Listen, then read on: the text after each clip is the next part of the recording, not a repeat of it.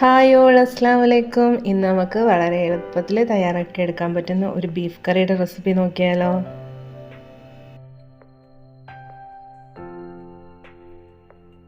ഇന്ന് ബീഫ് കറി റെഡിയാക്കാനായിട്ട് കുക്കറാണ് എടുത്തിരിക്കുന്നത്. കുക്കർ ഒന്ന് ചൂടായി വരുമ്പോൾ അതിലേക്കൊരു 4 ടേബിൾ സ്പൂണോളം ഓയിലൊന്ന് ഒഴിച്ചെടുക്കുക. വെളിച്ചെണ്ണയാണ് എടുത്തിട്ടുള്ളത്. അതിലേക്ക് 1 ടേബിൾ സ്പൂണോളം ഗീയും കൂടെ ഒന്ന് ഇട്ട് കൊടുക്കുക. ഗീ ഒന്ന് മെൽറ്റായി വരുമ്പോഴത്തേക്ക് കനം കുറച്ച് അരിഞ്ഞു വെച്ചിരിക്കുന്ന സവാളയുണ്ട്. ഈ ഒരു തീരെ കനം കുറച്ചിട്ട് അരിഞ്ഞു വെച്ചിരിക്കുന്നതാണ്. അതൊന്ന് ഇതിലേക്ക് ഇട്ട് കൊടുക്കുക. അതൊന്ന് ഇട്ട് കൊടുത്തതിന് ശേഷം നല്ലൊരു ബ്രൗൺ കളറിലാവുന്നിടം വരെ ഒന്ന് ഫ്രൈ ആക്കി എടുക്കുക. ഒരു കൈപ്പിടിയോളം സവാള ഇതിലേക്ക് ഇട്ട് കൊടുത്തിട്ടുണ്ട്. ഇതൊന്ന് ഇനി ഒരു ബ്രൗൺ കളറിലൊന്ന് ആക്കിയെടുക്കണം. ഫ്ലെയിം കുറച്ചിട്ടിട്ട് വേണം ബ്രൗൺ കളറിൽ ആക്കിയെടുക്കാൻ. സവാളയെല്ലാം ഇവിടെ ബ്രൗൺ കളറിലാക്കി എടുത്തിട്ടുണ്ട്. ഇനി നമുക്ക് ഫ്ലെയിം ഓഫ് ചെയ്യാം. ഇനി ഇതിലേക്ക് വേണ്ടത് സവാള, തക്കാളി, ഇഞ്ചി വെളുത്തുള്ളി പേസ്റ്റ്. സവാളക്കാട്ടി കൂടുതൽ തക്കാളി എടുത്തിട്ടുണ്ട്. 2 സവാള എടുക്കുകയാണെങ്കിൽ 3 തക്കാളി, ആ ഒരു രീതിക്കാണ് എടുത്തിരിക്കുന്നത്.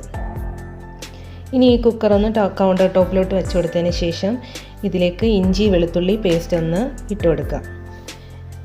ആ ചൂടോടുകൂടി തന്നെ അതിലേക്ക് ചേർത്ത് കൊടുക്കുക. അതിലിട്ട് നന്നായിട്ട് ഇതൊന്ന് മിക്സ് ചെയ്ത് കൊടുക്കുക.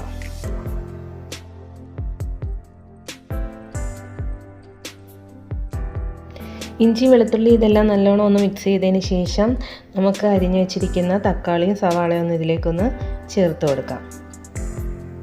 ഈ ഒരു ബീഫ് കറിക്ക് സവാളയെക്കാട്ടി കൂടുതൽ തക്കാളിയാണ് എടുത്തിരിക്കുന്നത്.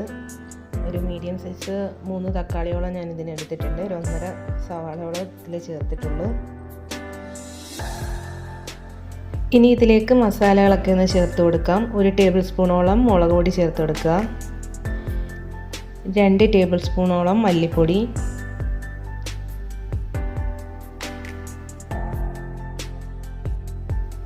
1/4 ടീസ്പൂണോളം മഞ്ഞൾപ്പൊടി, 1/2 ടീസ്പൂൺ മസാലപ്പൊടി, 1/2 ടീസ്പൂൺ കുരുമുളക് പൊടിയും ചേർക്കുന്നുണ്ട്.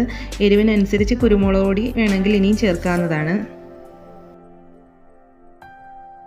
പാകത്തിനുള്ള ഉപ്പും ചേർത്തെടുക്കുക.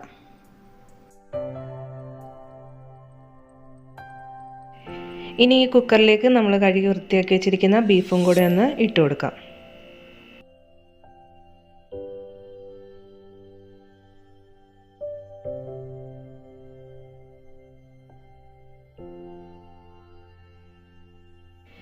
ഇനി ഈ ബീഫിലേക്ക് 3-4 പച്ചമുളകും കൂടെ ഒന്ന് കീറിയിട്ട് കൊടുത്തതിന് ശേഷം ഇത് കൈകൊണ്ട് നന്നായിട്ട് ഒന്ന് മിക്സ് ചെയ്തെടുക്കുക. മസാലകളെല്ലാം ബീഫിൽ പിടിക്കുന്ന രീതിയിൽ നന്നായിട്ടൊന്ന് മിക്സ് ചെയ്ത് കൊടുക്കുക.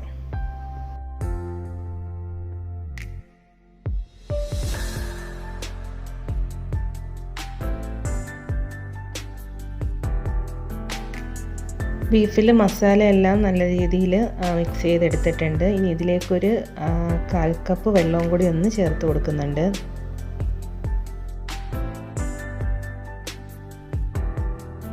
ഇനി ഈ കുക്കർ ഒന്ന് അടച്ചു കൊടുത്തതിന് ശേഷം ഫ്ലെയിം ഓൺ ചെയ്ത് കുക്കർ ഒന്ന് വെച്ച് കൊടുക്കുക.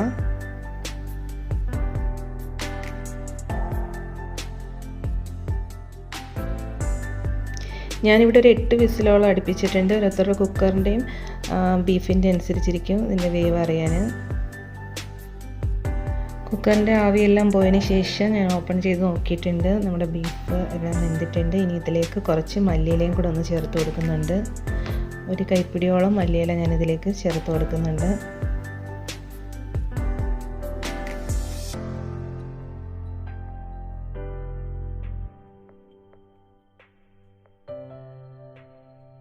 നമ്മുടെ ബീഫ് കറി നല്ല വെന്ത് കുറുകി നല്ല പാകത്തിന് കിട്ടിയിട്ടുണ്ട്. നമുക്കിത് പെട്ടെന്ന് തന്നെ തയ്യാറാക്കിയെടുക്കാൻ പറ്റുന്ന ഒരു കറിയാണ്. അധികം സവാള കട്ട് ചെയ്ത് സമയം കളയണ്ട, വഴറ്റി സമയം കളയണ്ട. നമുക്ക് പെട്ടെന്ന് തന്നെ തയ്യാറാക്കിയെടുക്കാം. ആ ഒരു സവാള ഒരു ഫ്രൈ ചെയ്യുന്ന ഒരു താമസം മാത്രമേ ഉള്ളൂ. നമുക്ക് പെട്ടെന്ന് തന്നെ നല്ല ടേസ്റ്റിയിൽ നല്ല സിമ്പിളായിട്ട് ചെയ്തെടുക്കാൻ പറ്റുന്ന ഒരു കറിയാണ്. ബ്രേക്ക്ഫാസ്റ്റിനൊക്കെ പെട്ടെന്ന് നമുക്ക് തയ്യാറാക്കിയെടുക്കാൻ പറ്റുന്ന ഒരു കറിയാണ്. അപ്പോൾ എല്ലാവരും ഒന്ന് ട്രൈ ചെയ്ത് നോക്കുക. ഫീഡ്ബാക്ക് കമൻറ്റിലൂടെ അറിയിക്കുക. സബ്സ്ക്രൈബ് ചെയ്യാതെ കാണുന്നവരൊന്ന് സബ്സ്ക്രൈബ് ചെയ്യുക. ആ ബെല്ലൈക്കൺ ഒന്ന് എനേബിൾ ചെയ്ത് വെക്കുക. Thank you for watching.